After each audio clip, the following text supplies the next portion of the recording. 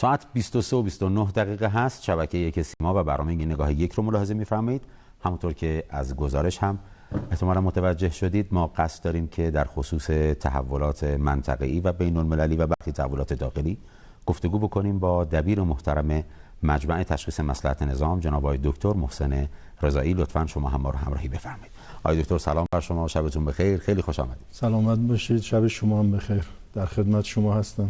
سپاسگزارم. سوالاتتون ممنونم که قبول دعوت فرمودید. خب ما سوالات فراوانی رو قصد داریم با جناب عالی در میون بگذاریم. موضوعات مختلفی قابل بررسی است. اگر موافق باشید از همین داغ‌ترین واقعه‌ای که دیشب رخ داد در منطقه ما، کودتای نظامی در ترکیه، شروع بکنیم. عرض شود که خب مستحضرید که کودتای نافرجامی در ترکیه رخ داد و برخی از ارتش تلاش کردن، بخشی از ارتش تلاش کردن که مجددا در عرصه سیاسی ترکیه بروز و ظهور پیدا بکنن و قدرت رو در اختیار بگیرن. ارزیابیتون از این واقعه و تلاش مجدد ارتش برای رسیدن به قدرت در ترکیه چی؟ بسم الله الرحمن الرحیم. من اول مثل سایر مسئولان کشور این حادثه رو محکوم میکنیم. جمهوری اسلامی بر اساس اصول مشخصی روابط بین المللی خودش رو و حیات سیاسی خودش رو در منطقه تنظیم کرده و با هر گونه اعمال زور، چه در شکل جنگ و چه در شکل کودتا، چه در داخل کشورها و چه در بین کشورها، مخالف هستیم و به شدت این حادثه رو محکوم میکنیم. اصولاً کشور ترکیه رو باید گفت کشور کودتا هاست.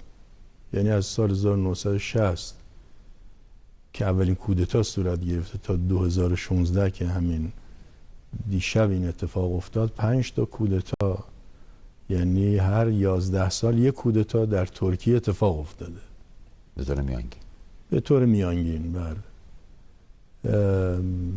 البته 2 تا از این کودتاها کودتاهایی بوده که بخشی از ارتش دخالت کرده، ولی 3 تا از کودتاهای دیگه ارتش تمام قد کودتا کردن.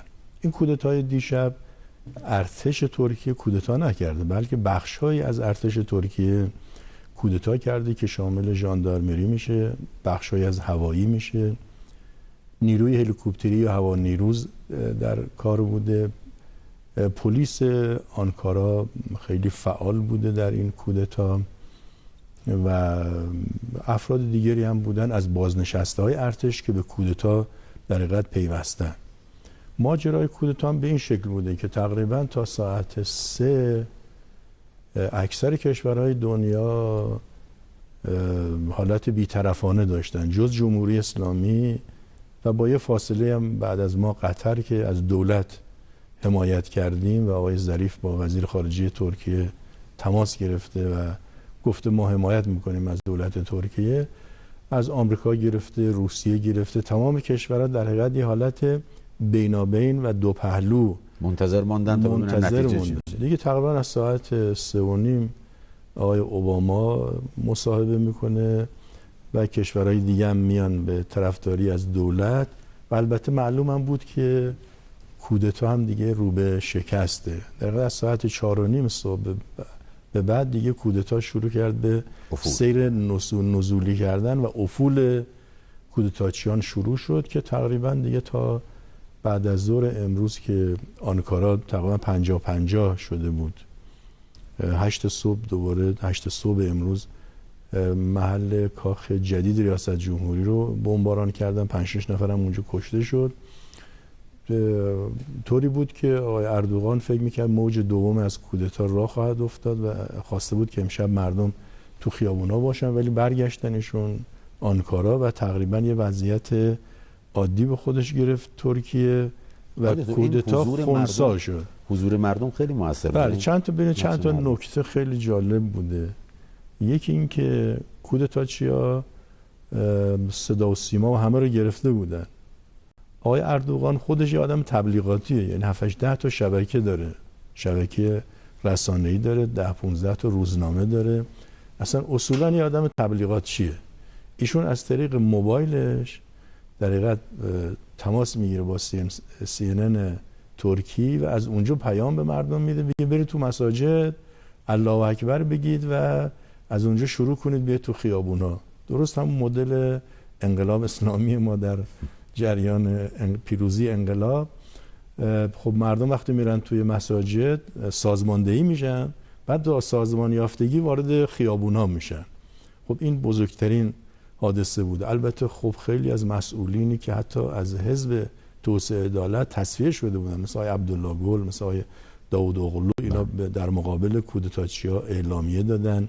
یه همبستگی خوب سیاسی هم در حزب از هم پاشیده شده توسعه و عدالت، چون آقای اردوغان حقیقتاً مسائل رو به سمت شخصی گرایی پیش برده بود، نزدیکترین دوستان خودش رو مثل آقای عبدالله گل، مثل آقای داوود اغلو کنار گذاشته بود و میدونید اینا هم از آقای اربکان منشعب شدن.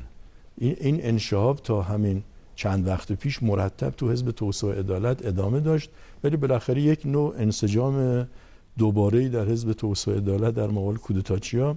جالب این بود که احزاب مخالف دولت هم، اون سه تا حزب رقیب آقای اردوغان، اینا هم به طرفداری از دولت اومدن و در مقابل کودتاچی‌ها ایستادن و کشورهای خارجی و در مجموع عوامل مؤثری دخالت کرد. ولی نقطه کلیدی همین حضور مردم بود.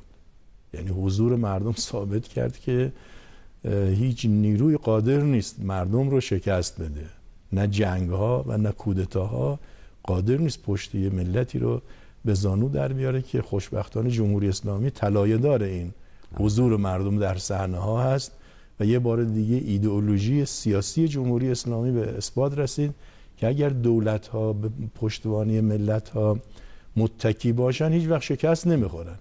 آقای اردوغان اگر فاصله بیشتری از مردم گرفته بود، مثلا این سالهای اخیر ادامه میداد و این کودتا انجام میشد، شاید این کودتاچی‌ها موفق میشدن. اما عنصر مردم موضوع رو برگردون. الان شما به نوعی وارد ریشه های کودتا میشین که آقا دلایل شکل گیری کودتا چیست. تحلیل های متفاوتی مترتب بر این موضوع شد، از اینکه خب این کودتا حاصل برخی از سیاست‌های غلطی است که در داخل و حتی در سیاست خارجی ترکیه رخ داده بود و سعی شد که این کودتا رو همزمانی این تغییراتی که بعضا در سیاست خارجی رخ داد. خب ما دیدیم اخیراً ترکیه طی نامه‌ای به روسیه به نوعی دلجویی کرد و عذرخواهی کرد. حالا عذرخواهی از عنوان تکذیب شد ولی به نوعی دلجویی کرد. از طرف دیگه می‌بینیم که بالاخره اتفاقاتی در صحنه سیاست خارجی در مواضع ترکیه رخ میده.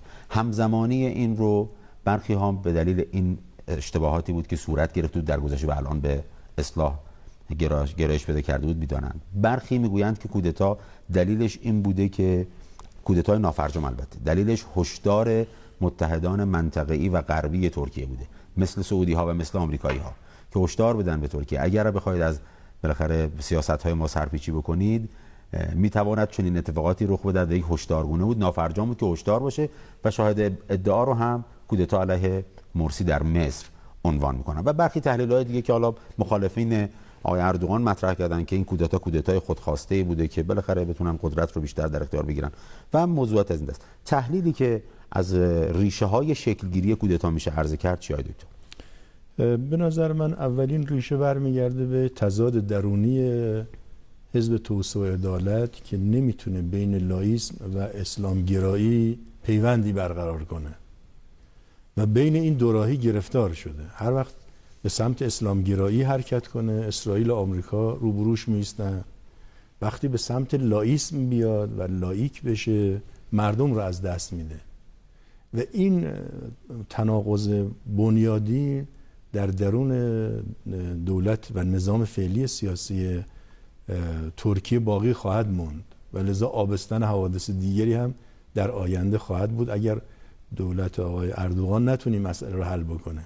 نمیشه از یه طرف لایکا رو داشت، از یه طرف هم اسلامگرایی رو داشت و اینو باید حل کنه. معادله‌ای رو هنوز دولت آقای اردوغان پیدا نکرده. ببینیم ما مشابهین رو در ایران داشتیم که قبل از پیروزی انقلاب اسلامی وقتی ما می‌خواستیم بیایم حکومت کنیم مثل مشروطه یا ملی شدن نفت، گرفتاری داشتیم بین دموکراسی و اسلام که چطور میشه اینو جمع کرد. هست ما اومد معادله جمهوری اسلامی را ابداع کرد. جمهوری اسلامی باعث شد که یک تناقض ریشه‌ای در انقلابات گذشته ایران برطرف بشه که اسلام در کنار دموکراسی نشستن و یه زندگی مسالمت آمیزی از طریق ولایت فقیه بین دموکراسی و در حقیقت اسلام الان برقرار هست. اما چه مدلی در ترکیه بین لائیسم و لاییکا که یه بخش قابل توجهی هستن و مورد حمایت آمریکا و اسرائیل و غرب هستن با اسلام به وجود نیامده و نمیتونن به وجود بیاد. این باعث میشه که دوگانگی در درون دولت اردوغان باشه، یعنی ارتش لاییکه و از اون طرف دولت اسلامگراست. خب این دوتا گوی نامتناسب. البته آقای اردوغان تلاش کرده یه تعداد افسران اسلامگرا رو وارد ارتش کرده، اما اینا نمیتونن تحول اساسی در ارتش به وجود بیارن. ارتش از آموزشش گرفته، عضویتش گرفته و تشکیلات اساسیش اینطوری است.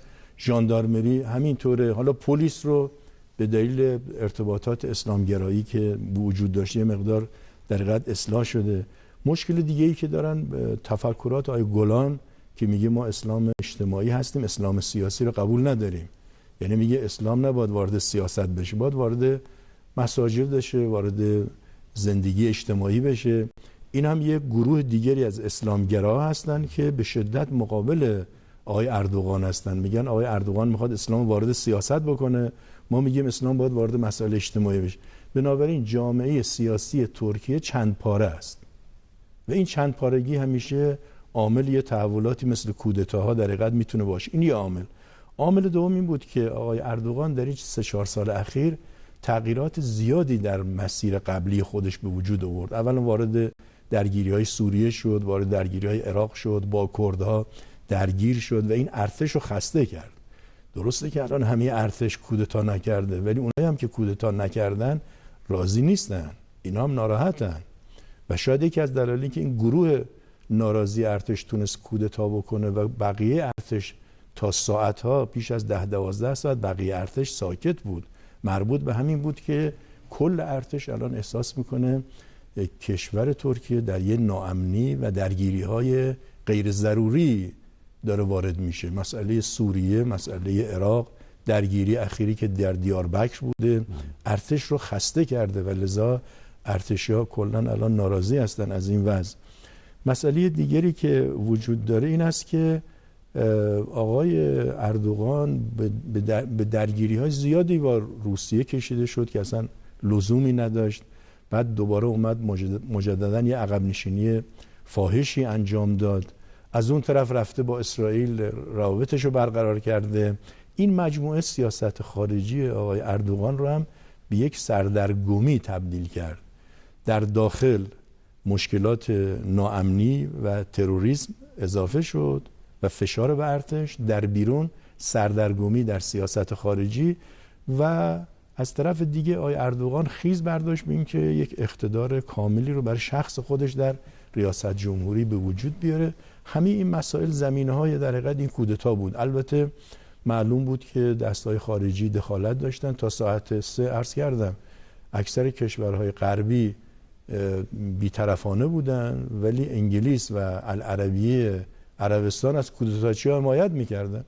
یعنی BBC در حقیقت انگلیس اخبار همش به نفع کودتاچی‌ها دادن، العربیه عربستان به نفع کودتاچی‌ها دادن. بنابراین دست‌هایی رو هم ما از کشورهای خارجی در این کودتا در حقیقت می‌بینیم. این عوامل داخلی و بیرونی باعث شد که این کودتا شکل بگیره. حالا در خصوص این که اصلا چرا ترکیه و آقای اردوغان چرا به این سمت و سو رفتن، چرا این سیاست‌ها رو اتخاذ کردن و چه ضرورتی وجود داشت که بالاخره ترکیه‌ای که در جهت رشد اقتصادی تلاش می‌کرد و حرکت می‌کرد بیاد به سمت و سوی بره، وارد سیاست‌هایی بشه که معلوم بود دامگونه هست و بالاخره برخی متحدان منطقی خودش مثل سعودی‌ها و غربی‌ها برای اون پهن کردن. چرا وارد این مباحث شد؟ اینا به نظر میاد که مباحث بالاخره وقت بیشتری هم می‌طلبه، ما خیلی وقتمون کافی نیست. ولی نه یه نقطهش مهم. ببینید کشورها سه نوع هستن. کشورهایی هستن که سیاست خارجیشون رو در درون مرزها تنظیم میکنن. بعضی کشورها هست که از مرزها میان بیرون، در سطح منطقه میگیم سیاست منطقه‌ای اعمال میکنن. بعضی کشورها هستن مثل آمریکا و شوروی سابق مثلا در سطح بین الملل اعمال سیاست میکنن. ترکیه و عربستان جزو کشورهایی هستن که تازه مثل یه نوزاد میمونن که میخوان از داخل مرزها بیان تو منطقه مدیریت منطقه‌ای بکنن. ولی حوادث اخیر، حالا به عربستان هم میرسیم، حوادث اخیر نشون داد که ترکیه و عربستان ظرفیت مدیریت منطقه‌ای رو ندارن، نمیتونن سیاست منطقه‌ای اعمال بکنن. سیاست خارجی اونا باید در همون چارچوب مرزهای خودشون باشه.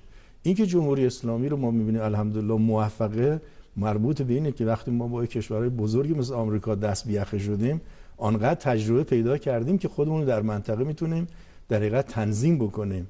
علت این که ما در سوریه، در عراق و در کشورهای دیگه الان پایدار هستیم و باقی موندیم، ولی کشورهای دیگه در حال سقوط و از بین رفتنن، مربوط به ظرفیت و توانایی جمهوری اسلامی در مدیریت سیاست منطقه‌ای است که این رو نه عربستان فاقده و نه ترکیه. ترکیه خیلی زود دست به این کار زد، در حالی که ظرفیت خروج از کشور خودش رو و اعمال یک مدیریت منطقه‌ای رو واقعا پیدا نکرده. محاسبات دقیقی نموده دکتر، محاسبات دقیق نداشتن هم مربوط به اینه که ظرفیت این کارو نداشتن، خیلی زود این کارو کردن.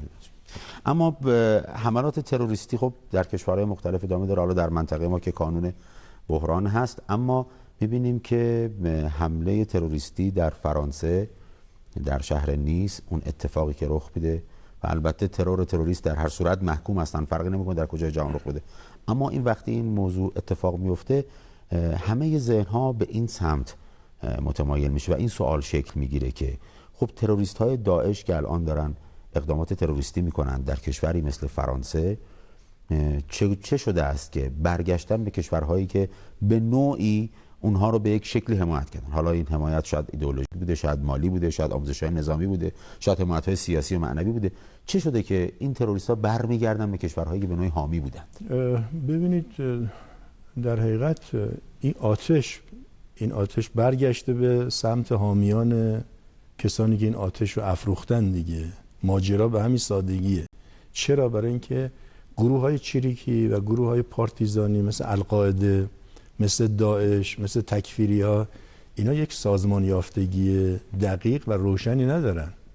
قدرت‌های بین‌المللی که اینا رو درست میکنن متوجه هم هستن که ممکنه پیامدهای از این حوادث به سمت خودشون برگرده، و اما اهدافشون رو انقدر مهم میدونن و عدم دخالت مستقیم خودشون رو براشون ارزش قائل هستن، میان از این گروه ها به عنوان نیابتی استفاده میکنن. اتفاقی که افتاد این بود که کنترل از دست آمریکا و ترکیه و عربستان روی داعش و تکفیری ها خارج شده. این کنترل نیست الان. لذا وقتی کنترل روی گروه چریکی از بین میره، خود این گروه چریکی برمیگرده به سمت مادر خودش، برمیگرده به سمت پدر خودش. اما سوال اینه که چرا همش تو فرانسه داره اتفاق میفته؟ این هم خیلی سوال مهمیه. من احساس میکنم که اصلا آمریکایی‌ها فرانسه رو تنها گذاشتن، چون آمریکایی‌ها توانایی این نقل و انتقال نیروها رو دارن، میتونن بفهمن، میتونن اطلاع بدن، ولی کن فرانسه تنهاست. در حقیقت من برداشتم اینه که در این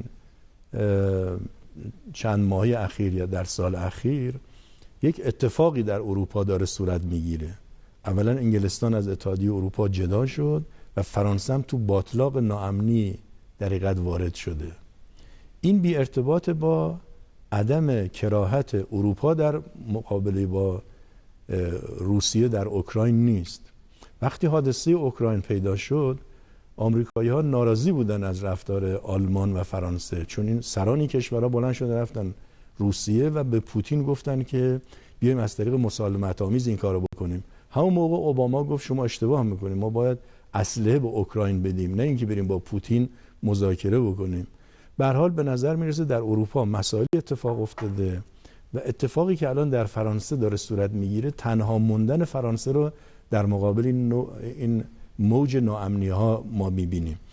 اصل مطلب که تروریسم برگشته به سمت پدر و مادر خودش به این دلیلی که کنترل بین المللی از دست رفته رو داعش. دیگه اینا کنترل نداره. اون سازمان‌های جاسوسی که اینا رو راه انداختن، آموزش دادن، پول بهشون دادن، الان دیگه کنترل نداره. حالا این دلایلی داره که الان نمیخوایم بحث کنیم چرا کنترل نداره. اما علت این که تمام این فشارها در فرانسه متمرکز شده، این بدون ارتباط با عدم کمک کشورهای بزرگ مثل آمریکا به فرانسه نیست. اگر همه کمک کنن به فرانسه میتونن جلوی این کار رو بگیرن. یه عامل دیگه هم داره و اون اینه که داعشی ها واقعا افراد مبتکری هستن. یعنی درست اینا دشمن ما هستن، اما باید اذعان کنیم افراد مبتکری هستن، اکثرا افراد مهندس در اینا هست. و یه دفعه القاعده با هواپیما زد به برجای دوقلو، حالا اینا با یه کامیون راه افتادن تو خیابون، 80 خورده نفر رو 84 نفر رو در حقیقت زیر گرفتن و نزدیک بیش از 100 نفر هم در حقیقت زخمی شد. خب این ابتکار چریکی بوده دیگه. گروه‌های چریکی همیشه با ابتکارات جدید و چیزی که طرف مقابل نمیتونه متوجه بشه در حقیقت وارد صحنه میشه. آقای دکتر رضایی ببینید، حالا 84 نفر در فرانسه در این عملیات تروریستی جان خودشون از دست میدن، قطعا این محکومه، ولی به تعداد بیشتری میشد که شاید هر روز در عراق و سوریه داعشی ها و تکفیری ها و دیگر حالا تروریست ها جنایت میکردن و قتل عام میکردند و این حجم رسانه‌ای به هیچ عنوان نبود. حالا این خودش یک بخش ماجراست. یک بخش دیگر این است که واقعا وقتی که تحلیل ها رو مرور بکنیم و دقیق بشیم میبینیم که داعش و همه تروریست های تکفیری انقدری که به مسلمانان ضربه زدن و برای مسلمانان خطر ایجاد کردن و اونها رو از بین بردن، شاید برای جاهای دیگه دنیا هنوز این اتفاق رخ نداده. ولی به محض اینکه یک حادثه تروریستی رخ میده، سریعا موج اسلام هراسی روند شتابگونه به خودش میگیره. کما اینکه اولاند میگه ما با یک تروریسم اسلامی مواجه هستیم. یعنی اسلام و ترور رو در مترادف هم میگیرن و در کنار هم تکرار میکنن و تاکید میکنن. دلیل این چیه؟ چرا انقدر اصرار دارن غربی ها، با اینکه خب دیگه رسانه‌های امروز همه دارن میبینن که چه کسی داره واقعا قربانی ترور تکفیری میشه، تروریست تکفیری میشه؟ چرا اصرار دارن که ترور و اسلام رو همچنان مترادف هم بگیرن و اعلام بکنن؟ ببینید، مشکل اساسی غرب همین است که واقعیت‌های صحنه رو میپوشونن. آقای اولاند باید بگه تروریسم عربستانی، نه تروریسم اسلامی، که معلومه همه. و دقیق‌تر تروریسم سعودی بله دیگه، عربستانی و سعودی دیگه. یعنی تروریسم سعودی، تروریسم اسلامی نیستیم. بعد شما سعودی کسی که طرفدار شماست، حامی شماست، نوکر شماست. تمام منشأ این ترورها از درون عربستانه که هم فرانسه هم انگلیس هم آمریکا دارن در حقیقت از سعودی و آل سعود دارن حمایت میکنن. خب اگر اینا بیان واقعیت ها رو بگن، به صراحت بگن، حتما شما یکی از سوالات هم اینه که این انتشار این اسنادی که در آمریکا منتشر شده افتضاحه. یا این حرف آقای بانکیمون که گفت که عربستان تو کودک کشی هست، بعد از یه ماه گفت که من معذرت میخوام، عربستان گفته که اگر ادامه بدی من پول بد نمیدم، لذا من اسم عربستان رو حذف میکنن. یعنی انقدر افتضاح شده روسیاهی تاریخ این اصلا این مسائل دیگه از پشت پرده اومده علنی شده و نشون میده که با کتمان حقایق نمیشه با تروریسم در حقیقت مقابله کرد. تروریسم زیر سر خود آمریکاست، زیر سر خود اسرائیل که این رو علیه اسلام و مسلمان‌ها به کار میگیرن، ولی یه مقدارش هم برمیگرده و طبیعی است برای اینکه ثابت کنن که نه ما با تروریسم مخالفی، میان اینا رو بزرگ میکنن. اون قسمتایی که مربوط به انفجارات داخل فرانسه میشه اینو بزرگ میکنن، اما نسبت به عراق و سوریه کاری در حقیقت انجام نمیدن. تروریسم اسلامی نیست، تروریسم سعودی است و دیر یا زود غرب متوجه میشه از طریق فشاری که ملت‌های غرب با آمریکا خواهند آورد. اینا ناچارن بگن که ما اشتباه کردیم، از اول این ترورها زیر سر آل سعود بوده و من اینو خیلی دیر نمیبینم. امیدوارم در سالهای آینده ملت‌های اروپایی و آمریکایی متوجه منبع اساسی این شرارت‌ها و این ترورها بشن. این که متوجه نشه بشن خود خیلی عجیبه. برای اینکه وقتی ما صحنه‌هایی رو می‌بینیم که بسته‌های کمک غذایی که اون در حقیقت برچسب‌های سعودی روی اونها هست و بعضا حتی آمریکایی‌ها بالاخره کمک‌های نظامی کردن، اینها نمایش داده میشه. و اینکه دیگه همه دنیا الان میدونن که سعودی‌ها سال هاست که در ایجاد و تقویت گروه‌های تروریست، ما میدونیم که طالبان، القاعده، همین داعش و اینها رو بالاخره چه کسانی دارن حمایت میکنن. اثر من الشمس شده و جالبه که قبلا این کارو مخفیانه میکردن سعودی‌ها، اخیراً حمایت از گروه‌های تروریستی رو علنی کردن. این فرقه منافقین که خب دیگه همه میدانند که چه جنایت‌هایی علیه ملت ایران، مردم عراق واقعا مرتکب شدند اینها، چه شما بهتر از ما میدونید و بهتر از ما میتونید از مصادیق اینها بعید میدونم جوانای ما بدونن. جناب عالی میدونید که در سالهای 59 و 60 منافقین در خود تهران عده‌ای از افراد کمیته رو بردن، یک هفته ما نمیدونستیم اینا کجا رفتن. بعد که تعقیب مراقبت کردیم و محلا رو پیدا کردیم، با اجساد تیکه تیکه شده و شکنجه های عجیب غریب قرون وسطایی ما مواجه شدیم. فکر کنم داعش هنوز این کارا رو نکرده. داعش هنوز به این حد نرسید. البته اون خلبان اردنی رو گذاشتن، آتش گرفت و میدونید نقطه مشترک منافقین و داعش هم بعثی‌ها هستن دیگه. یعنی بعثی‌های طرفدار صدام هم با منافقین بودن، هم الان با داعشی هستن و خود صدام یه عنصر در حقیقت شروری بود که با اینها ارتباط داشت. منظورم این است که جنایاتی که منافقین کردن که همه دنیا میدونن و کم نیست.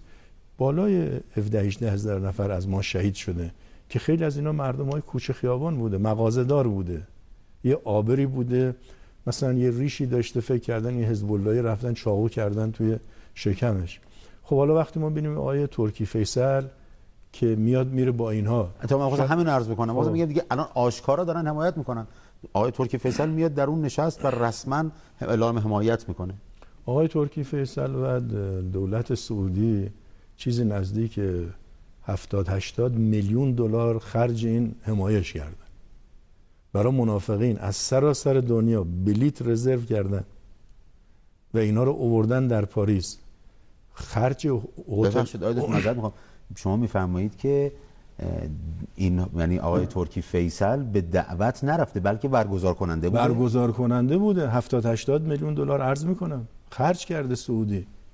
اینا رو از سراسر دنیا آوردن، براشون هتل گرفتن تو پاریس، تو خود پاریس اینا هتل گرفتن، هتل‌های درجه 1 گرفتن، پول بلیط‌ها رو دادن، هزینه برگزاری حمایش رو دیدن، سالن اجاره کردن.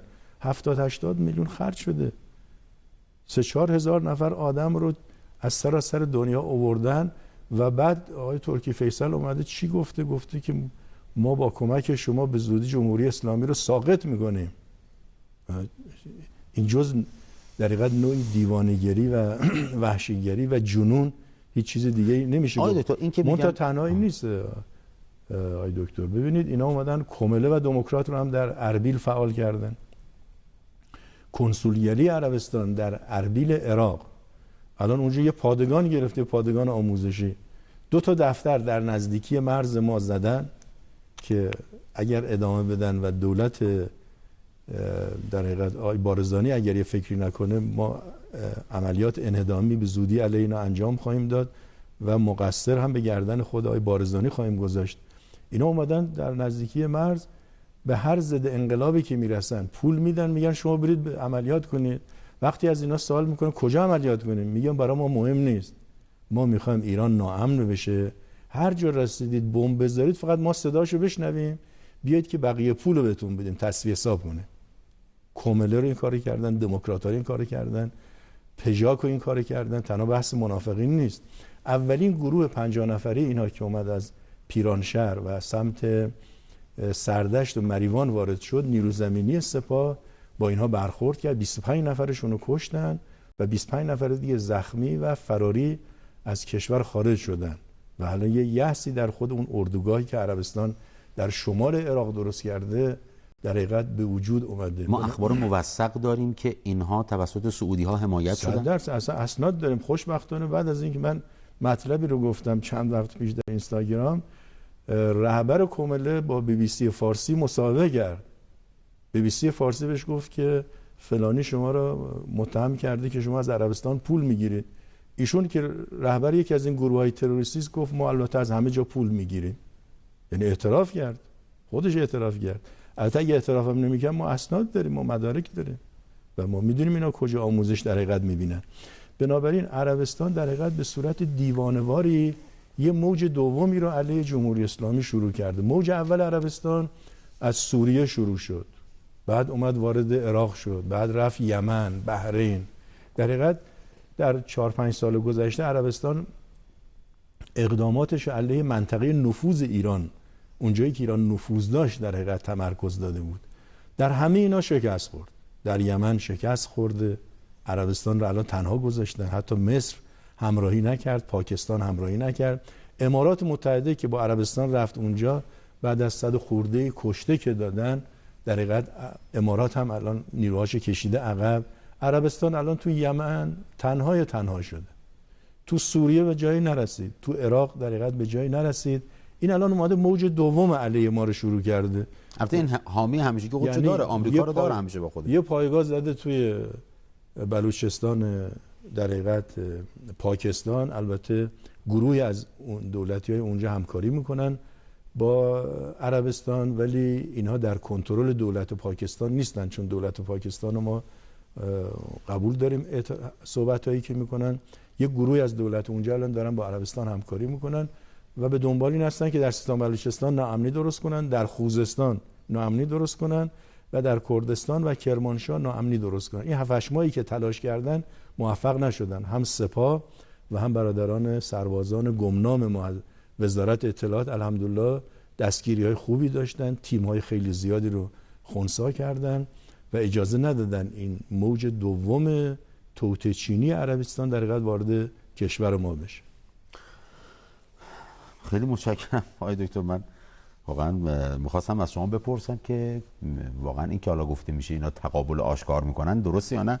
شما یک مصادیقی فرمودید که فراتر از این سوال من بود که دیگه رسما وارد تقابل جدی با ما شدن، حمایت میکنن. عرض کردم البته آقای دکتر میفرمایید تنها به نظرم آمریکایی‌ها همچنان با اینها هستن. البته آمریکایی‌ها زیرکتر از این هستن که خودشون در صحنه حضور پیدا کنن، ولی همچنان حمایت میکنن عربستان رو و ترغیب میکنن. البته این نکته ظریفیه که جناب عالی میگید. چرا برای چی عربستان با ما تقابل میکنه؟ نه بله. 2-3 تا دلیل داره. یکی این که عربستان همیشه به توسط ایران و رقبای عربی خودش توی محدوده کنترل میشد. عربستان 3 تا رقیب گردن کلوف مثل مصر، سوریه و عراق داشته. هر 3 تا اینا الان ضعیف شدن. اون قدرت قبلی که مصر و سوریه و عراق نسبت به کنترل عربستان در اتحادیه اعراب داشتن، این الان ضعیف شده. این کنترل رو ندارن در حقیقت. این یه نقطه. عربستان داره از این موقعیت سوء استفاده میکنه. رقبای گردن کلفتش در جامعه عربی الان جلوش نیستن. از طرف دیگه ایران رو یه تهدید میدونه، لذا برداشتون اینه که برای فرار از این تهدید و استفاده از اون فرصت بیاد چیکار کنه؟ یه نقش رهبر عربی رو به عهده بگیره. لذا چی میگه؟ میگه که ایران داره تو این کشورها دخالت میکنه. خب معیار دخالت چیه؟ معیار دخالت یا زیرپا گذاشتن دموکراسیه، یا تجاوز از مرزهاست در حقیقت، یا دخالت در امور داخلی دولت‌های مشروعه. ما بیایم بررسی بکنیم، ما داریم اینا رو دخالت میکنیم یا عربستان؟ ما از دموکراسی حمایت کردیم، یعنی با اینکه آقای اردوغان با ما در سوریه هماهنگ نیست، ولی دیدید از دیشب تا حالا تنها کشوری که کودتا رو محکوم کرده اول ایران بوده. چرا؟ برای اینکه ما دموکراسی رو قبول داریم. ما میگیم در بحرین دموکراسی باید باشه. چه کسی علیه دموکراسی است؟ ما هستیم یا عربستان؟ عربستان علیه دموکراسی است، ما که نیستیم که. ما میگیم مرزهای بین الملل رو باید به رسمیت بشناسیم. ما مرزهای سوریه، عراق میگیم باید باشه. مرز یمن باید باشه. تجاوز از مرز سوریه و عراق و یمن یعنی دخالت کردن. دفاع کردن از حفظ مرزهایی که دخالت کردن نیست. ما داریم از مرزهای بین المللی دفاع میکنیم. عربستانی که داره تجاوز میکنه. دولت‌های مشروع، چه کسی علیه دولت‌های مشروعه؟ ما اگر در سوریه یا عراق داریم کمک میکنیم بنا به دعوت این دولت هاست. این عربستانی که علیه دولت سوریه و علیه دولت عراق و علیه یمن داره فعالیت میکنه در حقیقت. بنابراین دخالتی که عربستان میگه ایران دخالت میکنه، خودش داره دخالت میکنه. معیار دخالت این 3 شاخصه بین المللی است.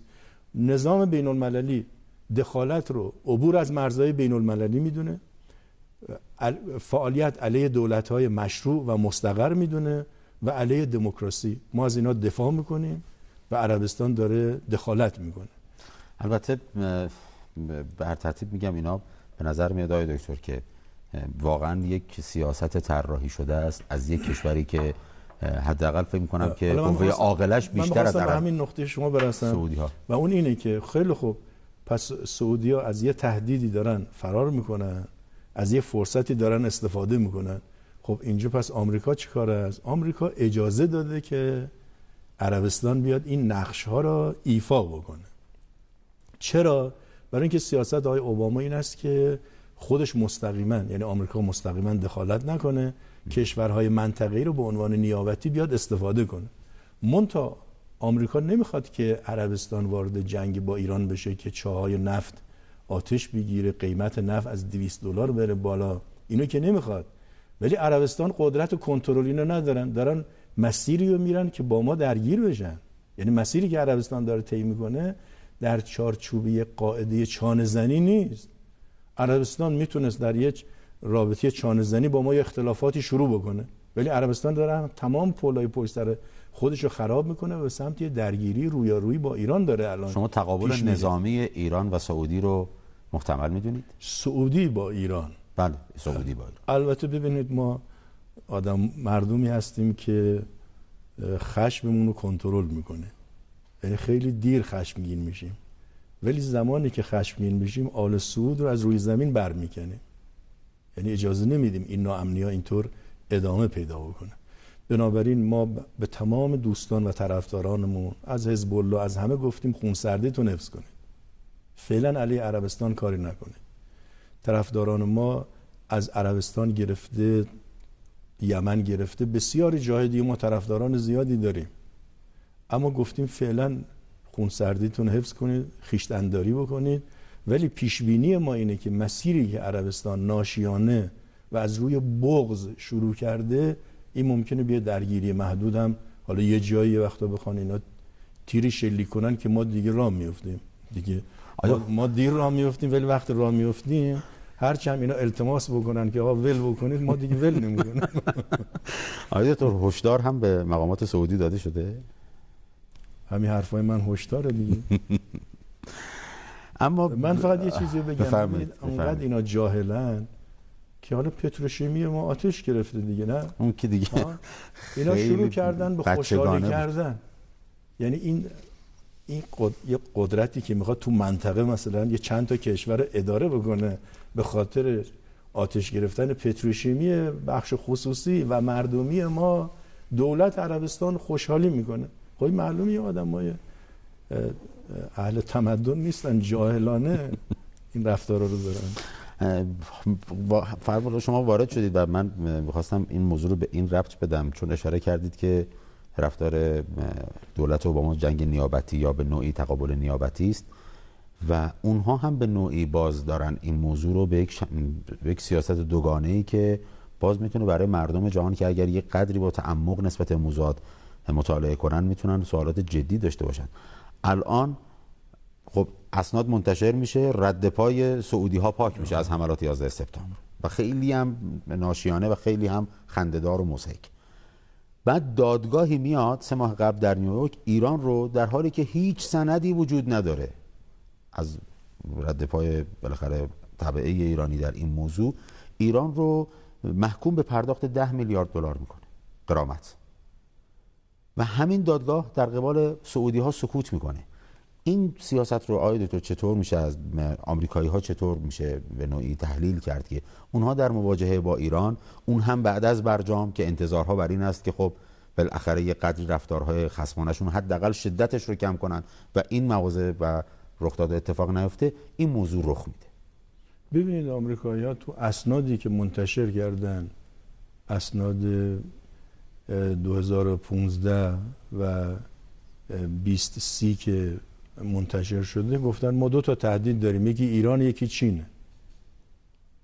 خب وقتی که تفکر آمریکایی‌ها این باشه که ایران تهدید اونا هست، قاعدتاً باید خیلی از چیزهای دوستان خودشون رو چشم‌پوشی بکنن. اونا نیاز دارن به عربستان و لذا بین این موضوع گرفتار شدن که چگونه اشتباهکاری‌ها و خطاهای عربستان رو حتی نسبت به خود آمریکا رو باید لاپوشانی بکنن که در حقیقت بتونن با اینها زندگی کنن. عربستانی‌ها از 1 ماه پیش تهدید کردن که اگر در این اسناد ما محکوم بشیم 700 میلیارد دلار اوراق قرضه‌ای که خریدیم این رو میفروشیم و بازار بورس آمریکا رو با مشکل در حقیقت مواجه میکنیم.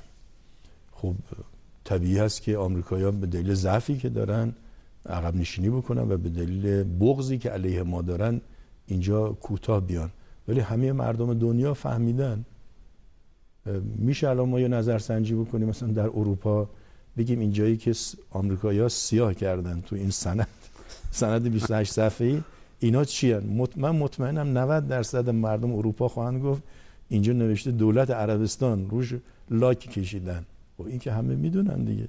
و این نه اصلا چکی که رد و بدل شده 15000 دلار پولی که رد و بدل شده رو مگه میشود ندیدن؟ اصلا خود اف بی آی آمریکا اسناد مهمی داره، میترسه اینا رو چاپ کنه. اما آقای دکتر رضایی ببینید، حالا این نکته سوال بنده رو باید بفهمید که ما این رفتارها رو حالا بعضیا معتقدند که اصلا خصومت‌های آمریکا با ایران در قالب دیگه‌ای بعد از برجام شدت گرفته. شما رو قبول دارید؟ ما آثارش رو می‌بینیم. مسئله موشکی رو اینا بیخود مطرح کردن. الان تحریمایی که در کنگره داره بحث میشه و همچنین مسئله ویزا که بلافاصله بعد از اجرا شدن برجام اینا مسئله ویزا رو در حقیقت مطرح کردن و تصویب کردن. اینا بیانگر چیه؟ بیانگر اینه که آمریکایی‌ها به دشمنی‌ها داره ادامه میده. آقای اوباما میگه من هر چی در این حوزه باشه رو وتو میکنم اگه مخالف برجام باشه. خب وتو نکرده، اومده گفته که این نوع اشخاص شاملش نمیشه ویزا، ولی برای بقیه شامل میشه. خب یعنی چی؟ که وتو نیست که. وتو کردن این که کل ویزا رو ایشون باستی کلا از صحنه بیرون میکرد، یا در رابطه با مسئله موشکی.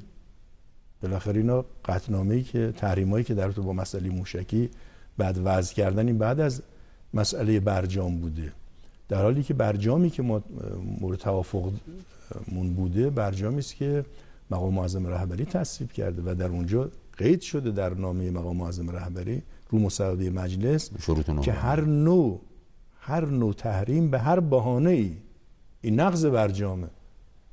خب حالا اینو نقض کردن. من واقعا گله‌مندم از این کمیته نظارت بر برجام. آخه چه نظارتی شما میکنید؟ رهبر انقلاب به صراحت گفته که برجام نباید نقض بشه، ولی آمریکایی‌ها یکی پس از دیگری دارن نقض میکنن. خب کمیته نظارت الان باید با کمیسیون مشترکی که بین ما و 5+1 درست شده، الان حداقل ما تا الان با 10 تا پرونده تو این کمیسیون مشترک درست میکردیم. بعد خطر دیگری که وجود داره اینه که اگه آمریکایی‌ها احساس کنن با اومدن جلو میتونن اصلا اون سختگیری هایی که در رابطه با برجام داشتن ادامه بدن و همین مقدار تعهداتی هم که تو برجام هست اینو در عمل خنثی کنن، خب اینو در آینده رئیس جمهور بعدی میاد همین کارو میکنه. آمریکایی‌ها الان دارن ما رو تست میکنن که اگه یکی دو بار برجام نقض شد ما کاری میکنیم یا نمیکنیم. خب اگر نکردیم به این نقض برجام در آینده ادامه میدن، آنقدر ادامه میدن که یک کاغذ بیخاصیتی به نام برجام باقی خواهد موند. لذا من واقعا انتظار دارم که کمیته نظارت بر برجام کارشون جدی بگیرن، پرونده درست کنن، الان این پرونده ها رو برن در کمیسیون مشترک مطالبه بکنن و اجازه ندن که آمریکایی لحظه به لحظه بیاد این برجام رو نقض بکنه. آقا تو نمیشه خب اگر ما پرونده سازی بکنیم و تقابل دوباره شکل بگیره، نمیتونه تبعات بالاخره ما دستاوردهای اقتصادی از برجام انتظار داریم. نمیتونه باز شرایطی که ما میخوایم برای بهبود اقتصاد تلاش بکنیم برای ما. این تقابل نیست، این استفاده از حق ماست. این کمیسیون مشترک درست شده که هر کدام از طرفین، نه من عرض میکنم شاید به تقابل منجر بشه. وقت نمیتونه بر اقتصاد مجددا تاثیرگذار بشه. بهتر خواهد شد. یعنی آمریکایی‌ها بالاخره اونجا چین هست، روسیه هست، بالاخره کشورهای دیگه هستن بحث میکنن و اونا حتما خوششون میاد که تجارت با ایران رو داشته باشن. الان همه کشورهای دنیا خانه تجارت با ایران هستن، خود اونا هم نگرانن در حقیقت. بنابراین تقابل نیست. من ببخشید مترادف فرمایش شما رو میتونم اینطور بگیرم که این گونه شما مطالبه گریه. نه حالا به اون بخشش کار ندارم. اونا از ما تعهدات ما رو مطالبه کردن، ما بیش از تعهدات خودمون اومدیم عمل کردیم. حتی اونا میگن ما به تعهداتون عمل کردیم. آب سنگین عراق رو ما اومدیم قبل از اینکه اونها در حقیقت جایگزینش رو بیارن ما پر از سیمان کردیم، در حالی که قرار این بود که اول اونا بیان فناوری جایگزین رو بیارن بعد ما سیمان بکنیم. ما برای اینکه حسن نیتمون نشون دادیم قبل از اینکه این اتفاق بیفته ما پر کردیم. اصلا حالا تجهیزات آب سنگین عراق رو ما پر از سیمان کردیم. بنابراین ما همه تعهداتمون عمل کردیم بیش از حد و همه اونا خب اونا معتقدن ما تعهداتشون عمل کردن. آقای دکتر رضا ببینید اونا معتقدن که خب ما تحریم ها رو برداشتیم، اگر تعاملی شکل نمیگیره به دلیل برخی، دید آقای اوباما گفت به دلیل برخی رفتارهایی است که مثلا ما در سیاست خارجی داریم یا در بحث مثلا توانمندی‌های دفاعی و موشکی داریم، یا اونا معتقدن یعنی این گونه توجیه میکنن. ما بحث اون نقضه. ببینید دو تا بحث. اولا در خود برجام دوستان ما باید بخش اقتصادی رو بیشتر تقویت میکردن. مثلا این بحثی که میگن تحریم های اولیه و تحریم های ثانویه اینا به هم مرتبط بوده، باید دوستان ما اینو قیچی میکردن از نظر اقتصادی. یعنی مبادلات با دلار که اینا میگن توی تحریم های اولیه بوده، در حالی که اکثرش در تحریم های هسته‌ای مسئله مبادلات ارزی پیش اومده. اجازه نداشتیم که در تحریم غیر هسته‌ای صحبت بکنیم در موضوع غیر هسته‌ای. عرض میکنم بیشتر مسئله مبادلات دلاری در بحث هسته‌ای بوده. حالا یه بخش اولیه‌اش هم قبلش بوده. این یک. دوم این که بالاخره وقتی یک تحریمی به تحریم دیگه گره می‌خوره باید قیچی میشد. این باید یه فرمولی در پیوست دوم که پیوست تحریم‌ها هست، باید در پیوست دوم جملاتی می اومد که ما این رو قطع می‌کردیم. اگه قطع نمی‌شد چی می‌شد؟ یعنی شما همه نوع تجارتی میتونی بکنی اما پولش رو نمیتونی بگیره. این درست؟ شما آزادی صادرات بکنید، واردات کنید، اما پول نمیتونید مبادله کنید. خب پس یعنی هیچ دیگه. یعنی اون روی سکه صادرات و واردات مسئله مبادلات ارزی دیگه. این یه اشکالی توی برجام، ما فعلا کار با اون نداریم، اتفاق افتاد رفت. اما بحث الان اینه که داره نقض میکنن. خود همین تعهدات داره نقض میشه، خود این پیمان ما داره نقض میشه. چیزی که مقام معظم رهبری تصویب کرده غیر از اون چیزی است که شورای امنیت ایران تصویب کرده یا مجلس تصویب کرده. ما 3 تا برجام داریم: برجام مصوبه شورای امنیت ملی، برجام مصوبه مجلس و برجامی که مصوبه رهبر انقلابه. مصوبه رهبر انقلاب، برجام مصوبه رهبر انقلاب هم شورای امنیت در بر داره، هم مجلس در بر داره، هم چند تا نکته دیگه در بر داره. ما این آخری رو قبول کردیم و به اونها هم گفتیم و الان داره به بهانه‌های مختلف میخوان ما رو تحریم بکنن. این به نظرم میاد که باید فعالیت کنیم. خب خود آقای اوباما گفته که بله ایرانی‌ها تعهداتشون انجام دادن اما روح برجام هنوز جا داره. خب حرف ما این که حرف ماست، شما حرف ما رو به خود ما میزنی مرد حسابی. تو روح برجام رو زیر پا گذاشتی. شما روح برجام رو داری زیر پا میذاری. مگه بحث نبود که رابطه عدم تنشی به وجود بیاد؟ شما که دارید به سمت تنش میرید. بله به نظر من کمیته نظارت، من نظرم اینه که کمیته نظارت باید 5-6 تا پرونده جدی درست کنن. در اون کمیسیون قانون خود برجامه که طرفین میتونن. ما باید از این حقمون استفاده کنیم. چرا استفاده نکنیم؟ ما باید از این حق خودمون رو استفاده کنیم. حالا این فرمایش شما که حالا میگه شروط مقام معظم رهبری که بله اعلام شده و مشخص هم است، اما اینکه برجام شورای امنیت و برجام مجلس مغایر شاید خودش مناقشه برانگیز نه باشه. هیچ موقع. ببینید ما اون چیزی که مورد قبول نظام جمهوری اسلامی است برجامی است که از مجلس آمده و موادی است که رهبر انقلاب اون اضافه کرد. ما اینو قبول که پذیرفته شده. ما اینو قبول. این برجامی که ما میگیم اینه. لذا بعضی از آقایونی هم که برجامو انتقاد میکنن حواسشون باشه. برجام شورای امنیت یا مجلس میخوان انتقاد کنن، اما برجامی که نظام قبول کرده اگر کسی اینو نقد کنه یعنی پس داره رهبری رو نقد میکنه. رهبری و نظام جمهوری اسلامی برجام با این شرایط پذیرفته. حتی نیروهای حزب اللهی که میخوان خیلی انقلابی هم باشن نباید وارد حریم رهبری بشن. ما اینو برجام رو با این شرایط قبول کردیم. مسئله‌ای که ما داریم نقض برجامه، عدم اجرای تعهدات آمریکا تو اینجاست. اینا رو ما باید دست بذاریم و مطالبه گری کنیم و فشار بیاریم و حق خودمون رو بگیریم. آقای دکتر رضایی اون مباحث اقتصادی که عرض کردم، ببینید شما اعلام کردید که فرمودید که الان اگر اونجا بریم و اون موضوعات رو بالاخره بررسی‌ها شکل بگیره، اون کمیته مشترک شکل بگیره. چین هست، روسیه هست، اونایی هستن که بالاخره خواهان مبادله تجاری با ما هستند. یعنی شما معتقدید که در صورت تشکیل کمیته مشترک و بررسی موارد نقض برجام تبعات اقتصادی برای ایران در پی نخواهد داشت؟ به تبعات مثبت خواهد داشت حتما. یعنی این حق ماست، ما چرا از حقمون استفاده نکنیم؟ حق اینه که هر کدوم از طرفین نسبت به نقض برجام شکایت داشتن شکایت میکنن. این کمیسیون باید رسیدگی کنه در مدت معلوم و اعلام بکنه و بعد از نظر سیاسی ما هر چه الان پرونده‌ها علیه آمریکا رو تو این کمیسیون بالا ببریم، در آینده قدرت چانه زنیمون بالاتر میره. یعنی سیاست به ما حکم میکنه که ما الان تا میتونیم پرونده‌های مستندی علیه عدم اجرای تعهدات آمریکا درست کنه. خیلی متشکرم. دوستان دقیقاً چقدر وقت داریم؟ 10 دقیقه. خب آقای دکتر رضایی، ظرف این 10 دقیقه‌ای که باقی مانده ما بالاخره مباحث فراوان است، اجازه بفرمایید که در خصوص اقتصاد مقاومتی هم با جناب عالی نکات رو مطرح بکنیم و در میون بگذاریم. خب سال اقتصاد مقاومتی اقدام به عمل هست. الان به نظر شما آنچه که در صحنه اقتصادی کشور رخ میده متناسب با شعار سال و متناسب با انتظاراتی که از این الگویی است که بالاخره مورد توافق همه کارشناسان قرار گرفته هست یا نیست؟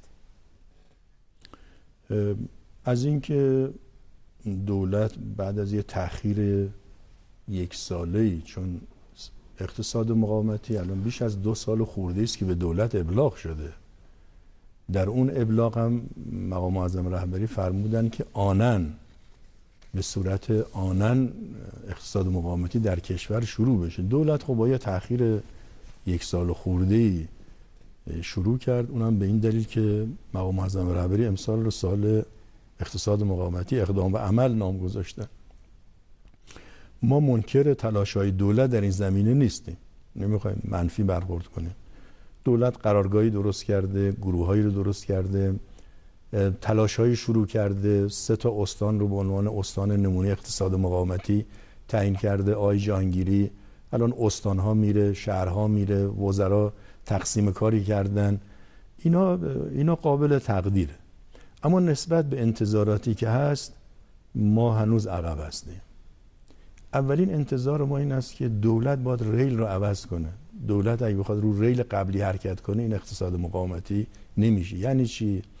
یعنی دولت به جای خودش بیاد بره پروژه اجرا بکنه، باید بیاد مردم رو وارد اقتصاد کنه. همونطور که ما مردم میگیم مردم وارد سیاست شدن و امروز پشتوانه سیاسی ما مردمن نه آمریکا.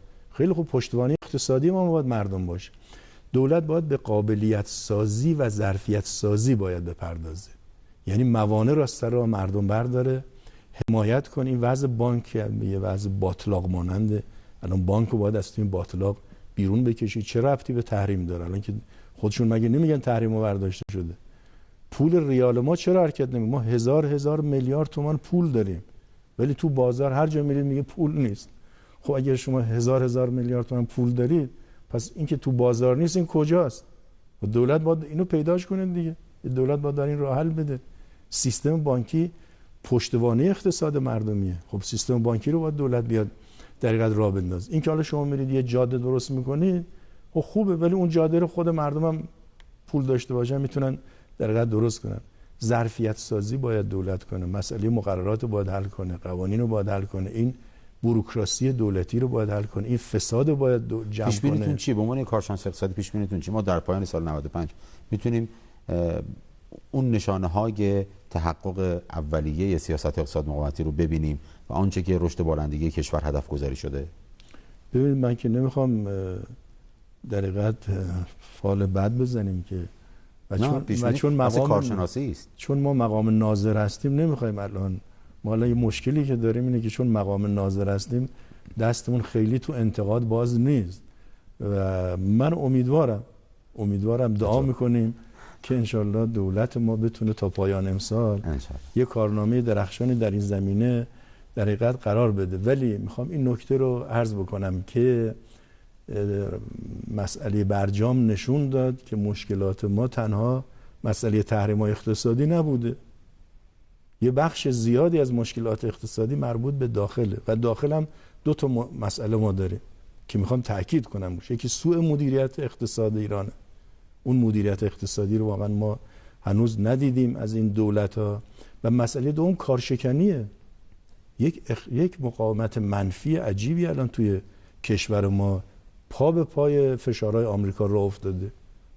البته این لازم نیست که نیروهای اطلاعاتی ما الان راه بیفتن برن آدم دستگیر کنن، ولی من به وضوح میبینم یک مقاومت منفی از بعضی از ادارات، بعضی از واحدهای اقتصادی، بعضی از بانک‌ها شروع شده. در خصوص چی ها؟ مثل همون در خصوص این که کار نمیکنن. یه بخش از این که اقتصاد هم تو ساکت مونده، راکد مونده، پول به جریان نمیفته، در حقیقت حمایت‌های لازم صورت نمیگیره. یک مقاومت منفیه که من علامت این مقاومت منفی رو تو جامعه میبینم و این کارشکنی البته از اول انقلاب هم بوده. لیبرالا و تکنوکرات‌ها هیچگاه با اجازه ندادن انقلاب وارد اقتصاد بشه و این کارشکنی که لیبرالا و تکنوکرات‌ها در ایران در مقابل ورود انقلاب و ورود نظرات رهبر انقلاب به اقتصاد شده و ورود سیاست‌های اقتصادی به اقتصاد شده، مثلا اجازه نمیدن این سیاست‌ها وارد بشه. ما در امنیت، در دفاع، در سیاست خارجی رهبری دخالت میکنه، سیاست‌ها هست، انقلاب وارد شده، اما در اقتصاد ما اون آزادی عمل رو ما خودمون که حکومت دستمون است، ما آزادی عمل تو اقتصاد خودمون نداریم. یعنی از این سیاست‌های کلی اقتصاد مقاومتی یا سیاست‌های از 44 شما بپرسید از مردم، از بخش خصوصی که به نظر شما سیاست از 44 چه مقدار در کشور تحقق پیدا کرده در همه این دولت‌هایی که حالا رفتن. همه کسان دیگه صحبت فعلا ازش هم نیست دیگه. خب به قول شما دیگه نیست. چرا؟ چون دیدن که مثل این که خاصیتی نداره. چرا خاصیت نداره؟ چون اجرایی نشده. اون اجراییش من یکی دو تا نکته نتیجه بگیرم. اولا این حوادث منطقه نشون داد که امنیت در جمهوری اسلامی این سرمایه بزرگی الحمدلله. سیاسیون کشور، مردم عزیز ما، سپاه، ارتش، نیروی انتظامی، همه دست بدیم این امنیت حفظ کنه. به خاطر یه مسائل ساده، یه مسائل جزئی حاشیه‌ای این سرمایه بزرگ رو ما از دست ندیم. امنیت. مسئله دوم، جمهوری اسلامی در این 37 سال گذشته نشون داد که لیاقت مدیریت منطقه‌ای رو داره، ولی نه ترکیه و نه عربستان و نه مصر قادر نیستن اعمال مدیریت منطقه‌ای بکنن. مسئله سوم، ثابت شد که ما در کنار دموکراسی ثبات سیاسی هم داریم، اما تنها کشوری که با ما توی منطقه مقایسه میکردن ترکیه بود که میگفتن ترکیه از شما دموکراسیش بیشتره. خب حالا ثبات سیاسی چی داره؟ ما امروز در کشورمون هم ثبات سیاسی داریم هم دموکراسی داریم و این واقعا جزء دستاوردهای مهم این انقلاب. اینا رو ما باید حفظ بکنیم. امیدوارم که در سایه راهنمودن مقام معظم رهبری و همراهی صمیمانه مردم و نیروهای خوب مسلحمون در حمایت از سیاست‌های نظام بدونیم. همه مردم. آقای دکتر من 2 تا سوال دارم، خیلی خواهش می‌کنم بس مختصر بفرمایید، فکر کنم 2 دقیقه بیشتر وقت نداریم. یکی این بحث فیش‌های نجومی، حقوق‌های نجومی که پیش آمد، که بحثی مطرح شد در ارتباط با طرح رسیدگی به اموال و دارایی‌های مسئولان نظام. خب بالاخره بعد از مدت‌ها کش و قوس این طرح سال گذشته به تصویب رسید، اما خیلی‌ها معتقد بودن که اگر همون سال 86 این به تصویب رسید بود، شاید ما امروز شاید این فیش‌های حقوقی و این بحران و قائله‌ای که بالاخره سر این موضوع پدید آمد و خوب هم نبود نمی‌شدیم، یعنی شاهد نبودیم. نظرتون چیه؟ آیا این موضوع اصلا اون معروف شد که شاید به کشدارترین قانونی که بالاخره بررسیش طول کشید؟ بله خب همین الان اجرا کنن دیگه. الان داره 1 سال میگذره دیگه. خب چرا نمیشه؟ یعنی قوه قضاییه با همکاری دولت، چون دولت هم باید همکاری کنه، مسئولیت به عهده قوه قضاییه است، ولی باید با کمک مجلس و دولت دست به دست هم بدن.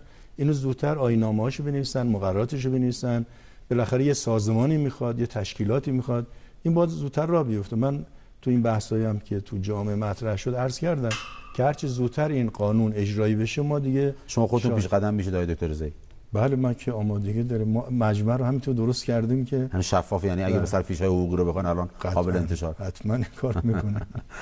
یک بخش دیگه ای که به عنوان سوال پایانی است، امیدوارم 1 دقیقه وقت داریم. چشم. خبر خوش شما داشته باشید در خصوص سردار رشید اسلام، سردار رشید ایران عزیز اسلامی، احمد متوسلیان و دیپلمات‌های همراه ایشون است.